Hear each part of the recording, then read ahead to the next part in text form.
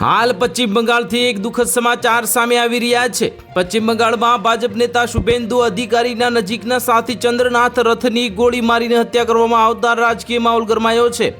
બુધવારે મોડી રાત્રે સાંજે ઉત્તર 24 પરગણા જિલ્લાના મધ્યમ ગ્રામ વિસ્તારમાં આ હુમલો થયો હતો।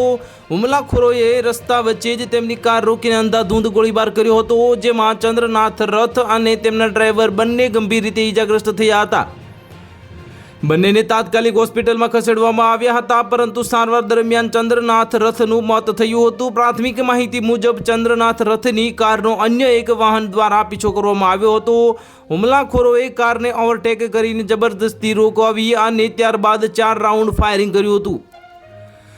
ગોળી ચંદ્રનાથ રથના માથા અને છાતીના ભાગે વાગતા તેઓ ગંભીર રીતે ઘાયલ થયા હતા। સમગ્ર ઘટનાને વિસ્તારમાં ભારે દહેશત ફેલાઈ ગઈ હતી અને ઘટનાની જાણ થતાં જ પોલીસની ટીમો તાત્કાલિક સુરક્ષા સ્થળ પર પહોંચી હતી અને તેમને તપાસ શરૂ કરી હતી। આરોપીઓને પકડવા માટે સમગ્ર વિસ્તારમાં નાકાબંધી ગોઠવવામાં આવી છે।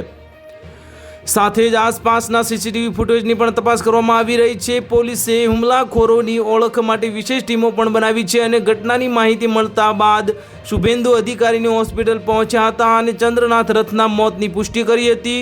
ભાજપે પણ આ હુમલાને રાજકીય ષડયંત્ર ગણાવીને તૃણમૂલ કોંગ્રેસ પર ગંભીર આરોપો લગાવ્યા છે। તો હાલ માટે આટલું જ। મળીશું અપડેટ સાથે। જો તમને વિડીયો પસંદ આવતો હોય તો વિડીયોને લાઇક કરી દેજો, ચેનલને સબસ્ક્રાઇબ કરી બાજુમાં આવેલા બેલ આઇકનને દબાવી દો, જેથી તમને આવા સમાચારની અપડેટ મળતી રહે।